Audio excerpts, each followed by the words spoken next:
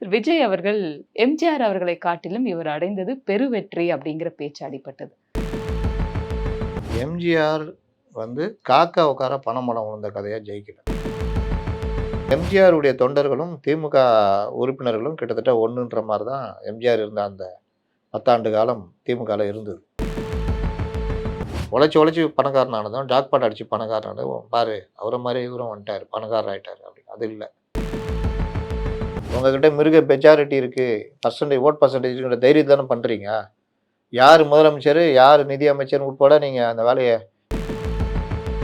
எம்ஜிஆர் திரைத்துறையில் ரொம்ப பேர் அழிச்சிருக்காருன்னா அதுதான் முதல்ல வரும். பல பேரை வாழ வச்சுருக்காரு. ஜீவாவுக்கு செலவு வைக்கணும், எல்லா செலவும் நானே ஏற்றுக்கிறேன்டாரம். மற்றெல்லாம் நான் தான் வைக்கணும், நல்ல விஷயம் நான் தான் வைப்பேன். அதுக்கப்புறம் பணம் வரல. அந்த மாதிரி மாற்றான் தலைவர்களையும் தன்னை கண்டபடி பேசின தலைவர்களையும் மதித்து பேசுகிறவர் தான் எம்ஜிஆர். அப்போ எம்ஜிஆர் அவருடைய 80களில் தோற்று மறுபடியும் மீண்டும் ஆட்சி பிடித்த பிறகு பழி வாங்குற மனநிலைக்கு போல எம்ஜிஆர். அதான் ராஜதந்திரம். ரோட்டில் இறங்கி போனால் ரோட்டில் இறங்கி போகணும், எல்லாம் பண்ணணும். பண்ணலன்னா நீங்கள் இருங்க தலைவர் அப்படின்ட்டு கை கோத்துட்டு ஓடுவாங்க. இப்போ அதான் நடக்குது.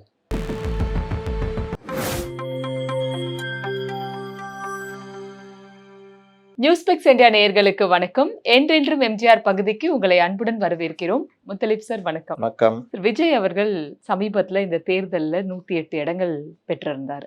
எம்ஜிஆர் அவர்களை காட்டிலும் இவர் அடைந்தது பெருவெற்றி அப்படிங்கிற பேச்சு அடிபட்டது. நீங்க எப்படி பாக்குறீங்க சார்? எம்ஜிஆர் அவர்களுக்கு சீட் கன்வர்ஷன்ஸ் நிறைய இருந்தது, இங்க அது நடக்கல இல்லையா? இது எப்படி நம்ம ஒப்பிட முடியும்னு கேட்குறேன். ஒப்பிடுவதே தவறுன்றான். ஏன் தவறுன்னு சொல்றான். எம்ஜிஆர் காக்கா உட்கார பனைமரம் விழுந்த கதையா ஜெயிக்கல. 72ல் அவர் திமுகவிலிருந்து வெளியேற்றப்பட்ட பொழுது எம்எல்ஏ அவர் கூட ஒரு 12 எம்எல்ஏக்கள் வெளியே வந்தாங்க. அதற்கு முன்னாடி 62லேருந்து அவர் தொடர்ந்து திமுகவுக்காக பிரச்சாரம் பண்ணி நட்சத்திர தம்பி உன் முகத்தை காட்டு 30,000 வாக்குகள் விடும் அப்படின்னு அண்ணாவால் புகழப்பட்டவர். விட்டா எம்ஜிஆருக்கு ஒரு அண்ணாவுடைய நெருக்கமான ஆள் யாருன்னா எம்ஜிஆர் அப்படின்ற மாதிரி. அது மட்டுமல்ல, திமுகவினருக்கும் எம்ஜிஆருடைய தொண்டர்களும் திமுக உறுப்பினர்களும் கிட்டத்தட்ட ஒன்றுன்ற மாதிரி தான் எம்ஜிஆர் இருந்த அந்த 10 ஆண்டு காலம் திமுகவில் இருந்தது. அது இல்லாமல் திமுகவில் அவர் பொருளாளராக இருந்தார். திமுகவுடைய பெரும் தலைவர்கள் அவருக்கு நெருக்கமானவர்கள். கட்சியுடைய ஒவ்வொரு இதுவும் அவருக்கு எம்ஜிஆருக்கு தெரியும். கட்சிக்கு எப்போல்லாம் நிதி தேவையோ அப்போ பெருமளவு நிதியை கொடுத்தவர் எம்ஜிஆர். 3 லட்ச ரூபா அந்த காலத்திலே கொடுத்துருக்காரு. அப்போ தான் அண்ணா இந்த வார்த்தையை சொன்னது, தம்பி நீ கொடுக்குற நிதி என் பாக்கெட்டில் இருக்கிற மாதிரி, அது எப்போ வேணாலும் நான் எடுத்துக்குவேன், ஆனால் உன் முகத்தை காட்டு, உன் முகம் காட்டினால் 30,000 வாக்குகள் விழும் அப்படின்னு.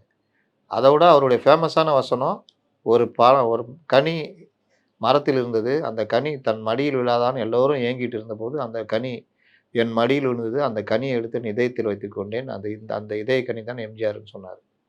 ஏன்னா எம்ஜிஆர்னு ஒரு ஆள் இருந்தால் போதும் நான் சாதிச்சு காட்டிடுவேன்னு அண்ணா பல ஃபேக்டர்களில் எம்ஜிஆர் ஃபேக்டர் முக்கியமான ஃபேக்டர். டிஎம்கே ஜெயிச்சதில் இந்த இந்திய எதிர்ப்பு, மாணவர்கள் போராட்டம் எல்லாத்தையும் சேர்த்து எம்ஜிஆரும் ஒரு பெரிய ஃபேக்டராக இருந்தார். எம்ஜிஆர் அண்ணா மறைவுக்கு அண்ணாவுடைய சிகிச்சைக்கான முழு செலவையும் எம்ஜிஆர் ஏற்றுக்கிட்டாருன்றது எல்லாருக்கும் தெரியும். சட்டமன்றத்தில் கூட எம்ஜிஆருக்கு பெரும் மதிப்பு கொடுக்கணுன்றதுக்காக அண்ணா அன்னைக்கு ஏற்பட்ட வசவுகளெல்லாம் தாங்கிக்கிட்டு மறுநாள் நேற்று நீங்கள் இவ்வளோலாம் பேசுனீங்க, நான் உங்களுக்கு பதிலே சொல்லலை, இன்றைக்கி சொல்கிறேன் அப்படின்னு சொன்னால், நேற்று சொல்லாமல் இன்றைக்கி ஏன் சொல்கிறீங்க அப்படின்னு கேட்டப்போ, நேற்று எனக்காக செலவு செய்த அந்த தம்பி எம்ஜி ராமச்சந்திரன் அவையில் இல்லை, அவர் இல்லாமல் நான் சொல்கிறது நன்றி ஆகாது, அது அவர் கொடுக்குற மரியாதை ஆகாது, இன்றைக்கி தம்பி அவையில் இருக்கார், என் சிகிச்சைக்கான முழு செலவையும் தம்பி தான் ஏற்றுக்கிட்டாப்புல. எம்ஜிஆர் எல்லா காலத்திலும் அப்படி இருந்தவர். அப்போ பணம் என்பது எம்ஜிஆருக்கு ஒரு மேட்டரே கிடையாது. எம்ஜிஆர் முதல்வராக இருந்த பொழுது ₹1 கூட சம்பளம் வாங்காமல், அரசு காரை பயன்படுத்தாமல், அரசு இல்லத்தில் இருக்காமல், இல்லை அந்த காரை பயன்படுத்தலை, இல்லை அந்த இதுக்கான சலுகைகள் எதையுமே எம்ஜிஆர் பண்ணது கிடையாது. எம்ஜிஆர் அப்போலோவில் சிகிச்சை பெற்று, அமெரிக்காவில் சிகிச்சை பெற்று முழு செலவையும் எம்ஜிஆர் ஏற்றுக்கிட்டார். கட்சியை கூட அவர் ஏற்றுக்க வைக்கல. அப்படிப்பட்டவர் தான் எம்ஜிஆர். அப்போ எம்ஜிஆரோட விஜய் ஒப்பிடுறது நம்ம பல இடங்களில் நம்ம சரியில்லைன்னு சொல்லியிருக்கோம். ஆனால் இந்த வெற்றியை விஜயோட எம்ஜிஆருடைய வெற்றியோட இவர்கள் ஒப்பிட்டு பேசுகிறாங்க. கட்சி ஆரம்பிச்சு 2 வருஷத்துலேயே வந்துட்டார், பெருவெற்றி அப்படிங்கிற பெருவெற்றின்னு சொன்னாங்க. எப்படிப்பட்ட இது பார்த்தா பெருவெற்றினா, எந்த அனுபவம் இல்லாமல் எனக்கு என்னன்னு இவர்கள் லீடு பண்ணி ஆனால் ஜெயிச்சிட்டாங்க அப்படின்றது தான் பெருவெற்றி. உழைச்சி உழைச்சி பணக்காரனானதும் ஜாக்பாட் அடிச்சு பணக்காரனானதும் பாரு அவரை மாதிரி இவரும் வந்துட்டார் பணக்காரர் ஆயிட்டார் அப்படி அது இல்லை. இந்த வெற்றியை தக்க வைக்கிறதுக்கும் இந்த வெற்றியினால ஒரு ஆணவ போக்கு வராமல் இருக்கிறதுக்கும் அவர்கள் நிச்சயம் அதை ஒரு உறுதிமொழி எடுத்து பண்ணியிருக்கணும். அதுலேயும் பார்த்தீங்கன்னா அவங்க ஃபெயில் ஆயிட்டாங்கன்னு வச்சுங்களேன். இதெல்லாம் நம்முடைய விமர்சனம். இதில் எம்ஜிஆரை விட இவர் பெரிய வெற்றி அப்படின்னா ஒரு 2% எம்ஜிஆரை விட ஜாஸ்தி வாங்கி 35 34.9% 35ன்னு வச்சுக்கலாம். எம்ஜிஆர் 33%. அந்த பர்சன்டேஜ் வைஸ் ஜாஸ்தி வந்துட்டார். 4 முனை போட்டியில் எம்ஜிஆர் 33% வாங்கினாலும் 132 தொகுதிகளில் தனிப்பெரும்பான்மை வந்து கூட்டணி பெரிய அளவில் அடித்தாங்க. இங்கே கூட்டணி இல்லை, தனிப்பெரும்பான்மை. ஆனால் 108 தொகுதிகள் தான் மக்கள் கொடுத்தாங்க. அப்போ அது வந்து எம்ஜிஆர் கொடுத்த மாதிரி இவருக்கு தனிப்பெரும்பான்மையை அந்த மக்கள் கொடுக்கல. சரி கொடுக்கலன்னா பிறகு இவர் எப்படி மூவ் பண்ணார், எப்படி நடந்துக்கிட்டாருன்றது ரொம்ப முக்கியம். அதில் வந்து இவர்கள் நமக்கு தேவை ஆட்சி தான் நம்ம லட்சியம். அப்போ அதற்கான வேலையில் என்ன செய்யணும்? நீங்கள் என்ன பண்ணுறீங்க ஏது பண்ணுறீங்கன்னு இல்லை, எப்படி ஜெயிக்கிறீங்க எப்படி ஜெயிச்சிட்டிங்கன்றது தான். அப்போ நீங்கள் போய் எடப்பாடி பழனிசாமியை பார்த்து உட்காந்து பேசி ஆதரவு வாங்கியிருந்தீங்கன்னா அந்த பலகீனம் கூட உங்களை பெருசாக பேசப்படும். பார்த்தியா அவருடைய ராஜதந்திரத்தை, எந்த இடத்துல இறங்கி போகணும் எந்த இடத்துல ஏறி நிற்கணும்னு விஜய்க்கு தெரியுது அப்படின்வாங்க. ஆனால் இவருடைய இன்ஃப்ராஸ்ட்ரக்சர்னு சொல்கிறதுக்கு காரணம் அது ஏதோ ஒரு கட்டுமானம் இல்லை, நடத்தை, அவருடைய அரசியல் தெளிவு, அவர்களுடைய பயணம் பல இது அடங்கும். அதில் எல்லாத்துலேயுமே அவர்கள் பண்ணுற தப்பு தான் இன்றைக்கி திமுக அதிமுக ஒன்று சேர்ற நிலைமை. அப்போ எம்ஜிஆர் அப்படின்னா எம்ஜிஆர் கருணாநிதிட்ட பட்ட கஷ்டம், அதே மாதிரி ஒன்றும் இல்லாதவர்களை அந்த ரசிகர் மாதிரி வந்தவர்களை நிர்வாகிகளாக நியமித்து நிர்வாகிகள்ன்ற காரணத்துக்காக அவர்களுக்கு அந்த மரியாதையும் கொடுத்துருக்காரு. அதனால தான் பல இளம் தலைவர்கள் உருவாக முடிஞ்சது. நான் வந்து உன்னை நிர்வாகி ஆகணும்னு நீ ரசிகன்டா, பழைய ரசிகன், உன்னை அந்த இடத்துல தான் வைப்பான்லாம் எம்ஜிஆர் வைக்கல. அவர்களை வச்சு ஆலோசனை நடத்துறது இதுன்னு இந்த மாதிரி எல்லா விஷயத்துலையும் அவர் வந்து நடந்ததுனால தான் அந்த கட்சி உயிரோடு இருக்குது, இன்றைக்கும் உயிரோடு இருக்குது. அவர் இன்னொன்று எம்ஜிஆர் தனக்கு பிறகு யாருன்றதையும் ரொம்ப உறுதியாக எவ்வளோ பேர் இருந்தாங்க. வெண்ணிலடை நிர்மலாவை கொண்டு வந்தார். அந்த அம்மாவுக்கு நாலேஜே இல்லைன்றவொன்னா தானே அவங்க இதாகிட்டாங்க. இன்சால்வன்சி நோட்டீஸ் கொடுத்துருந்தாங்க, அது பல பிரச்சனை வந்தோன்னே அவங்க ஒதுங்கிட்டாங்க. இன்னும் பல நடிகைகள் எம்ஜிஆர் கூட நடித்தவங்க நெருக்கமாக இருந்தவங்கலாம் கூட அரசியலில் வர முடியல. ஏன் ஜெயலலிதா வர முடிஞ்சது? அவர்கள் எம்ஜிஆருக்கு நெருக்கமாக இருந்தாலும் நாலேஜ் ஜாஸ்தி, அதை கரெக்டாக கண்டறிஞ்சு அவர் கொண்டு வந்தார். அது அப்படியே எக்ஸ்டெண்ட் ஆச்சு ஏடிஎம்கே. அப்போ இந்த மாதிரி பல விஷயங்கள் வந்து எம்ஜிஆருக்கு இருக்குது. எல்லாவற்றிற்கும் மேலே நான் ஒன்று சொல்கிறேன்.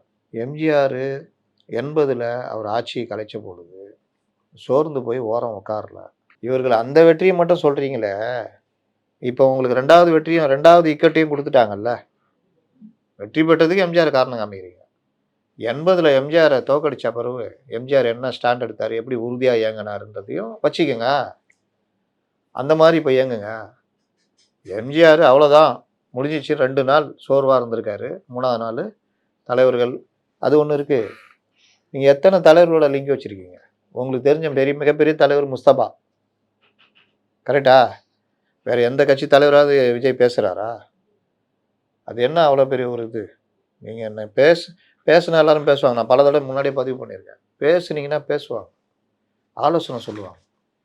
நீங்கள் நேரடியாக கூட உறவு வச்சுக்க வேண்டாம், மறைமுகமாக உறவு வச்சுக்கலாம், சந்திக்கலாம், வீக்லி ஒன்ஸ் சந்திக்கலாம், பேசலாம். அது எல்லாமே உங்களுக்கு யூஸ் ஆகும். அப்போ அந்த மாதிரி விஷயங்களில் நீங்கள் இறங்கி போகிறது, பேசுறது. இப்போ எம்ஜிஆர் ஏன் ஒரு கல்யாண சுந்தரத்துடைய ஆலோசனை, ஒரு பாலசுப்ரமணியம் இடது கம்யூனிஸ்டுடைய பாலசுப்ரமணியோட ஆலோசனை கேட்டதுனால தான் எம்ஜிஆர் போய் நியாயம் கேட்டார். ஊராக போய் இந்த ராமச்சந்திரன் என்ன பண்ணான்னு மக்கள்கிட்டே போயிட்டார். நான் தேர்ந்தெடுத்த ஆட்சி கலைக்கிறீங்கள, மக்களுடைய என்னோக்கு மக்கள் அளித்த அங்கீகாரத்தை மக்களை மதிக்காமல் நீங்கள் கையில் எடுத்துக்கிறீங்கல்ல, ஆட்சியை கலைக்கிறீங்கல்ல. உங்ககிட்ட மிருக மெஜாரிட்டி இருக்குது, ஓட் பர்சன்டேஜ்ங்கிற தைரியத்தை தானே பண்ணுறீங்க. யார் முதலமைச்சர், யார் நிதி அமைச்சர் உட்பட நீங்கள் அந்த வேலையை இப்போவே முடிவு பண்ணிட்டீங்கல்ல. என் கூட இருந்த ரைட் ஹேண்டாக இருந்த நாஞ்சில் மனோகர்னு உங்கள்கிட்ட ஓடி வந்துட்டார்ல. இவ்வளோ துரோகங்களையும் மீறி எனக்கு வாக்களித்த மக்கள்கிட்ட நான் போகிறேன், அவங்க நீதி கொடுக்கட்டும். எம்ஜிஆரை சொல்கிறீங்கன்னா எம்ஜிஆர் எப்படி போராடினார்ன்றதை ஞாபகத்தில் வச்சுக்கோங்க. அதனால் எம்ஜிஆர் தான். எம்ஜிஆர் சந்தித்த ஒரு தேர்தலுமே அவருக்கு ஒரு விதத்துல போராட்டமா இருந்தது இல்லை சார்? எம்ஜிஆர் வாழ்க்கையே போராட்டம் தாங்க. நீங்கள் தான் ஒரு தடவை என்கிட்ட சொன்னீங்கன்னு நினைக்கிறேன். எம்ஜிஆர் மாதிரி வாழ்க்கையில் உச்சத்தை தொட்டவங்க யாரும் கிடையாது. வாழ்க்கையில் பெரிய வெற்றியை அடைஞ்சவங்க யாரும் கிடையாது. பெரிய வசதி அடைஞ்சவங்க யாரும் கிடையாது. ஆனால் அதுக்கு பின்னாடி எல்லாம் பெரிய போராட்டம் இருக்கு. போராட்டம். அவருக்கு வாழ்க்கையில் எதுவுமே கிடைக்கல. ஆனால் உண்மைதான். கிடைச்சது மாதிரி எல்லாருக்கும் தெரியும். கரெக்டா? நிஜம்தான். ஆனால் அதை அவர் வெளியவும் காமிச்சிக்கல. ஆனால் நமக்கு கிடைச்ச அனுபவம் மற்றவங்களுக்கு கிடைக்கூடாதுன்னு தடுக்கிறதுக்கான வேலையும் அவர் பண்ணார். எனக்கு ஒரு வியாபாரம் தொடங்க பணம் இல்லை, அந்த உனக்கு பணம் இல்லையா, இந்த அப்படி உனக்கு அறியாமே கொடுக்குறேன். எத்தனையோ பேரை அவர் சொல்கிறாங்க, எம்ஜிஆர் வந்து திரைத்துறையில் ரொம்ப பேர் அழிச்சிருக்காரு. அழிச்சிருக்காருன்னா அதுதான் முதல்ல வரும். பல பேரை வாழ வச்சுருக்காரு. படம் எடுக்கிறதுக்கெலாம் நீங்கள் எடுங்க, நான் உங்களுக்கு பண்ணித்தரேன். எம்ஜிஆர் பேரை போட்டாலே வசூல். அப்போல்லாம் அதுதான் எம்ஜிஆர் நடிக்கும் இந்த படம் போட்டு ஒரு பக்கம் விளம்பரம் கொடுப்பாங்க, ஒரு 1/4 பக்கம். டிஸ்ட்ரிபியூட்டர்லாம் அவர்கிட்ட போயிடுவாங்க, அவ்வளோதான். பெரிய உதாரணம் நம்ம ஸ்ரீதர் தான். நொடிஞ்சு போயிட்டார். எம்ஜிஆரை போய் பார்க்கணுன்னா எம்ஜிஆர் என்ன சொல்கிறார், நம்ம பேசியிருக்கோம். ஸ்ரீதர் வந்து என் வீட்டுக்கு வரக்கூடாதுங்க, அது தப்பாக போயிடும், நான் போகிறேன். இல்லை அவரு, ஐயோ நீங்கள் என் வீட்டுக்கு வரக்கூடாதுங்க, அது சரியில்லை. அப்போ என்ன தான் பண்ணலாம், நம்பியார் வீட்டில் பார்க்கலாம். நம்பியார் வீட்டில் வச்சு பார்க்குறாங்க. அப்போ எம்ஜிஆர் சொல்கிறது, 25,000 நீங்கள் எனக்கு கொடுத்துருக்கீங்க அட்வான்ஸ், நான் அதை மறக்கலன்றேன். அதுக்கப்புறம் நீங்கள் போட்டு பண்ணுங்கள், என் பேரை போட்டு போடுங்க. உரிமை குரல் சூப்பர் டூப்பர் ஹிட்டு. மீனவ நண்பன் அவர் தான் நினைக்கிறேன், சூப்பர் டூப்பர் ஹிட்டு. அப்போது அந்த இது வந்து அவர் வாழ்க்கையை திருப்பி போட்டுச்சு. அந்த மாதிரி எம்ஜிஆர் வாழ வச்சவங்க தான் அதிகம். எத்தனை குடும்பங்களை விலைக்கறி வச்சுருக்காரு, எத்தனை. அதாவது எம்ஜிஆருக்கு அந்த பணம் மேட்டர் கிடையாது, அந்த குடும்பத்துக்கு அது அவங்க வாழ்க்கை. இதுதாங்க, இது நான் எல்லாருக்குமே சொல்கிறது தான். உங்களுக்கு சாதாரணமாக இருக்கிற பணம் ஒரு குடும்பத்துக்கு பெரிய வாழ்க்கையை கொடுக்கும். அப்போ அந்த பணத்தை அங்கே கன்வெர்ட் பண்ணுங்க. அதனால் உங்களுக்கு நஷ்டமே கிடையாது. உங்கள்கிட்ட 2 கோடி ரூபா இருக்குது, ஒரு குடும்பத்துக்கு 1 லட்ச ரூபா அந்த அவங்க வாழ்க்கையாக இருக்கும். 1 லட்ச ரூபா கொடுக்கறதுனால உங்களுக்கு ஒன்றுமே பாதிப்பு இல்லை. நினச்சோன்னு கொடுத்துருங்க. எம்ஜிஆர் ஒரு படத்தில் பண்ணுவார்ல, துரை என்ன துரை, உடனே 500 ரூபா கொடுத்துட்டு செக்குன்னுவாப்புல. யார்? தேங்காய் சீனிவாசன். அன்னைக்கு ரேஞ்சுக்கு 500 ரூபாய்க்கு 74 ஒரு 1.5 சவர நகை வாங்கலாம். இன்னைக்கு கணக்கில் கிட்டத்தட்ட 2 லட்ச ரூபா வச்சிங்களேன். அந்த மாதிரி தான் அது அர்த்தம். அப்போ சொல்லுவார், டேய் ஒரு தோணுச்சு வச்சுக்கோ, அதை உடனே செஞ்சு கொடுத்து பண்ணிடணும், இல்லாட்டி மனசு மாறிடும் அப்படின்னுவார். அந்த மாதிரி அவர் அந்த உடனே பண்ணியிருக்காரு ரொம்ப பேருக்கு. எவ்வளோ பேருக்கு. நெல்லை கண்ணன் பேசுகிறாரு, அந்த வள்ளல் வள்ளல்னு சொல்லுவாங்க, 8வது வள்ளல்னு சொல்லுவாங்க, எவ்வளோ பேர் சொல்லிடுவாங்க. ஆனால் நான் நேரில் என் வாழ்க்கையில் அனுபவிச்சிருக்கேன். 2 பயலுங்க, எங்கள் ஊர் பயலுங்க, வாத்தியாராக இருந்தானுங்க, ரொம்ப கஷ்டப்படுறாங்கன்னு கூப்பிட்டு போனேன். நான் கூட ஒரு 1 லட்சம் 2 லட்சம் கொடுப்பாருன்னு பார்த்தேன். சூட்கேஸில் வச்சு கொடுத்தாரு. பிரித்து பார்த்தா 20 லட்சம் 20 லட்சம். இவங்களை இப்படியே விட்டா ஏதாவது இதாகிடும்ன்ட்டு நானே கூட்டிகிட்டு போய் ஊரில் போய் விட்டேன். அங்கே வீட்டில் போனால் அந்த தாசில்தார் வந்து அவங்க அடமானத்தில் இருந்த வீடை மீட்டு ரெஜிஸ்டர் பண்ணி கொடுத்துட்டு போனேன்னு சொன்னாங்க. இதுதான் எம்ஜிஆர். அந்த மாதிரி மனுஷன் அவருங்க. அதனால் உங்களுடைய கஷ்டத்தை நீங்கள் சொல்லாட்டி கூட அதை எப்படியாவது புரிஞ்சுக்கிட்டு அதை பண்ணவர் தான் எம்ஜிஆர். இந்த பண்புகள்லாம் நான் இருந்த அதே நேரத்தில் எம்ஜிஆர் அவர் அவ்வளோ திட்டின பாலதண்டாயுதம். இந்திய கம்யூனிஸ்ட் கட்சியுடைய தலைவர்கள், மிகப்பெரிய தலைவரில் ஒருத்தர் பாலதண்டாயுதம். அவர் ஜீவா சிலைக்காக எம்ஜிஆரை பார்க்க போகிறப்போ தாப்பாண்டியன் பேசினது நான் அவர் பதிவு பண்ணது. அப்போ பாலதண்டாயுதம் விமான விபத்தில் இறந்துட்டார் அவர். ஜீவாவுக்கு செலவு வைக்கணும்னு எம்ஜிஆர்ட்ட பணம் தட்டி யாராட்டையும் பார்ப்பாங்க. அப்போ அவர் சொல்கிறாரு, யார்? தாப்பாண்டியன், ஜீவாவுக்கு கண்டிப்பாக செலவு வைக்கணும். ஆனால் இப்போ நெருக்கடியாக இருக்கிறேன் நான், இப்படி சொன்ன பெரிய பெரிய தலைவர்கள்லாம் பார்த்தேன். இல்லை நான் இவ்வளோ தர்றேன் அவ்வளோ தர்றேன்னு சொல்லிவிட்டு அதையும் கொடுக்காம இருந்தோம் பார்த்தேன். அப்படி இப்படின்னு நாங்கள் ஒரு சிறு தொகை ஒரு 25,000 ஏதோ தட்டி வச்சுருந்தோம். அப்போது எல்லோரும் சொன்னாங்க, எம்ஜிஆர் போய் பாருங்கள். எம்ஜிஆர் அவ்வளோ திட்டிருக்காங்க, அவரை போய் பார்த்தா, நீங்கள் போய் பாருங்கள் அப்படின்னாங்க. சரி போகலான்னு முடிவு பண்ணிட்டு போனால் இவர் பாலதண்டாயுதம், நான் வரலையா, அவர் அவ்வளோ பேசியிருக்கேன் அப்படின்னு. இல்லை வாங்க போகலாம், நம்ம வேலை ஆகணும், போய் பேசுவோம். போனால் ஷூட்டிங்கில் இருந்தார், வெயிட் பண்ண சொல்லிட்டு அப்புறம் வந்துட்டு நேராக போய் பாலதண்டாயத்தை கட்டி பிடிச்சிட்டாராம். நல்லா அவங்க பேச்செலாம் நான் கேட்டிருக்கேன், ரொம்ப நல்லாயிருக்கும். பாலதண்டாயத்தை ஆடி போயிட்டாராம். என்ன இது எம்ஜிஆர் இப்படி அப்படின்னு. அதுக்கு பிறகு ஜீவாவுக்கு செலவு வைக்கணும், அந்த மாதிரி வந்திருக்கோம். ஜீவாவுக்கு செலவு வைக்கணும், எல்லா செலவும் நானே ஏற்றுக்கிறேன்ட்டாராம். மற்றெல்லாம் வந்து நான் தான் வைக்கணும், நல்ல விஷயம் நான் தான் வைப்பேன். அதுக்கப்புறம் பணம் வரலன்னொடனே அதுக்கப்புறம் இவர் என்ன பண்ணுறதுன்னு ஒரு நாள் இவர் நினச்சிக்கிட்டாராம், ரொம்ப தலைவர் இப்படி சொல்லிட்டு இவர்கிட்ட கட்சிக்காரங்களும் சொன்னாங்களாம், எம்ஜிஆர் அப்படி தான், பேப்பரில் நியூஸ் வந்துச்சா ஜீவா செலவு வைக்கிறாருன்னு, அவ்வளோதான் எம்ஜிஆர் வேலையே இதுதான் அப்படின்னு. ஆனால் திடீர்னு ஒரு நாள் ஆரம்ப வீரப்பன் ஃபோன் வருது, என்னங்க சொன்னீங்க அப்புறம் வந்து பணத்தை வாங்கி மாட்டீங்களா, உடனே எங்கே எம்ஜிஆர் வீட்டு காலைல வாங்க அப்படின்னு. போனால் இவர் எம்ஜிஆர் வீடு எப்படின்னு எனக்கு தெரியும், எனக்கு எப்படி தெரியும் அப்படின்னாராம். ஒரு டாக்ஸி கார்ட்ட கேளுங்க கொண்டு வந்து விட்ருவார். டாக்ஸியில் ஏறி சொன்னோன்னே கொண்டு போய் விட்டாங்களாம். எம்ஜிஆர் வந்தோடனே டிஃபன்லாம் சாப்பிட்டு பழத்தட்டோட வச்சு அப்படியே கொடுத்தாங்க. இவர் புத்தி அந்த பணத்தை மட்டும் எடுத்தாராம். யோவ் மொத்தமாக இது எடுத்துங்கய்யா, அதான் இங்கே வழக்கன்ற மாதிரி ஆரம்பிக்கிறப்ப சொன்னாராம். அதுக்கப்புறம் என்னுடைய புத்தி நான் அந்த பணத்தை எடுத்து எண்ண ஆரம்பித்தேன். என்னையா பண்ணுறேன்னு கேட்டார் ஆரம்பிக்கிறப்ப. இல்லை என்னைங்க ரசீது கொடுக்கணும், எடுத்துகிட்டு போய் இதெல்லாம் எண்ண முடியாது, அவர் இன்னும் வேணா கூட இது பண்ணுவார். அந்த மாதிரி ஒரு உதவியை சிலைக்கு அந்த ஜீவா சிலை வைக்கிறதுக்கு எம்ஜிஆர் பண்ணான்னு. அந்த மாதிரி மாற்றான் தலைவர்களையும் தன்னை கண்டபடி பேசின தலைவர்களையும் மதித்து பேசுகிறவர் தான் எம்ஜிஆர். அப்போ எம்ஜிஆர் அவருடைய 80களில் தோற்று மறுபடியும் மீண்டும் ஆட்சி பிடித்த பிறகு பழி வாங்குற மனநிலைக்கு போல எம்ஜிஆர். அதான் ராஜதந்திரம். இந்திரா காந்தி கலைஞர் கூட இருக்கிற வரைக்கும் நம்ம சிக்கல் தான் சொல்லிட்டு ஒரு லிங்க் எடுக்கிறார்.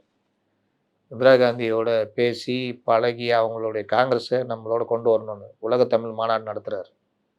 அந்த மாநாட்டிலே கேம் விளையாட ஆரம்பித்தோன்னா கருணாநிதி அதில் ஒதுங்குறார். எனக்கு முறைப்படி அழைப்பு வரல அது இல்லைன்னு. அதில் தான் முதல் பிளவு வருது. இதில் ஒவ்வொன்றா தட்டி லாஸ்ட்டில் இந்திரா காங்கிரஸ் ஏடிஎம் கூட வர்ற மாதிரி பண்ணுறாரு. அதே நேரம் மாநில உரிமைக்காக அந்த அரிசி கொடுக்குறதுல தடுத்துட்டோம். ஒரு உண்ணாவிரதம் இருந்து நீங்கள் வாங்க பேசிக்கலான்னு, நீங்கள் இங்கே முடிங்க நான் அங்கே வர்றேன், அப்புறம் நாங்கள் அரிசி கொடுக்குறோம்னு ஒத்துக்கிட்டோன்னு டெல்லியில் போய் பார்த்து பேசுகிறார். இதுதான் எம்ஜிஆர். ஒரு பக்கம் அடிச்சுக்கிட்டே இன்னொரு பக்கம் அரவணைச்சிக்கிட்டு, ஒரு பக்கம் அரவணைச்சிட்டே இன்னொரு பக்கம் அடிக்கணும், வேலை ஆகணும். இதுதான் அரசியல். இந்த அரசியல் இவங்க எப்போ புரிஞ்சிக்க போகிறாங்க? இதை புரிஞ்சிக்காம நாங்கள் இப்படியே இருப்போம். சினிமா ப்ரொடியூசராக சினிமா எடுக்கிறதா அது? நடிகர்கள்னால் ப்ரொடியூசர் வீடு தேடி வருவான், டைரக்டர் வீடு தேடி வருவான், அப்புறம் நடிகர் ஷூட்டிங் அன்றைக்கி மட்டும் இவர் போவாருங்க. அது கிடையாது வாழ்க்கை. அரசியல்னு வந்துட்டிங்கன்னா இதெல்லாம் கிடையவே கிடையாது. ரோட்டில் இறங்கி போனால் ரோட்டில் இறங்கி போகணும், எல்லாம் பண்ணணும்.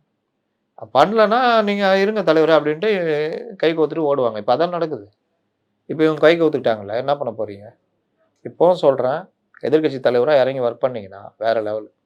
இதுதான் எம்ஜிஆர்ன்றதுக்கான அறிகுறி. எம்ஜிஆரை பார்த்து நீங்கள் செய்ய வேண்டிய வேலை.